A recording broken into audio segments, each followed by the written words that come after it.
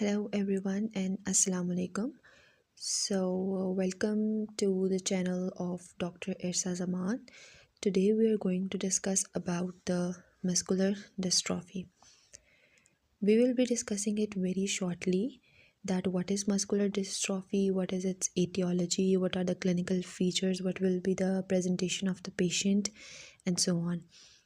So further continuing our content, what is muscular dystrophy? Muscular dystrophy basically is the reduction in your skeletal muscles with the passage of time.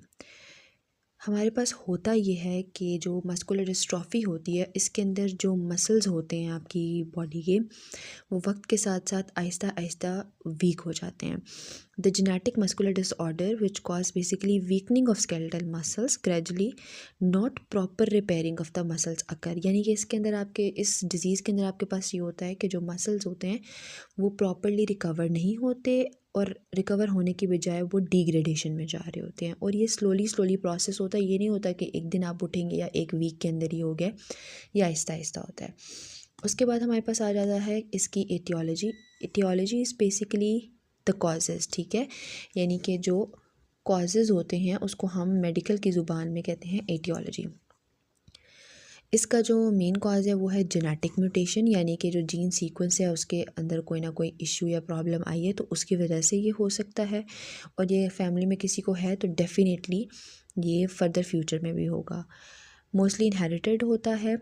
और इसकी जो mutation होती है वो होती है dystrophin gene, यानी कि जब डिस्ट्रॉफिन जीन आपकी बॉडी में एब्सेंट होती है, वीक होती है, तो it will result in muscular dystrophy. उसके बाद हमारे पास ये आता है कि कैल्शियम का इन्फ्लक्स जितना ज़्यादा होता है तो मसल फाइबर उतना डैमेज होता है, क्योंकि कैल्शियम मसल को सिर्फ मूव कराने के लिए चाहिए होता है, उसको प्रॉपर उसकी टोन मेंटेन करने के लिए नहीं चाहिए होता, सिर्फ कॉन्ट्रैक्शन और रिलैक्सेशन के लिए चाहिए होता है.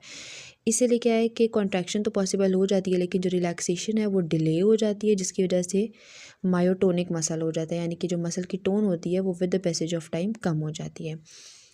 इसके अंदर हमारे पास क्लिनिकल फीचर्स क्या होते हैं आपको देख के पता चल जाता है पेशेंट को, क्योंकि उसका जो मसल होता है उसके एज के अकॉर्डिंग वो बहुत ज़्यादा वीक होता है. ठीक है, इसके अंदर हमारे पास गोअर साइन, यानी कि हाथ से उठाना किसी चीज़ को, ठीक है, वो पेशेंट जो है वो नहीं कर पाता.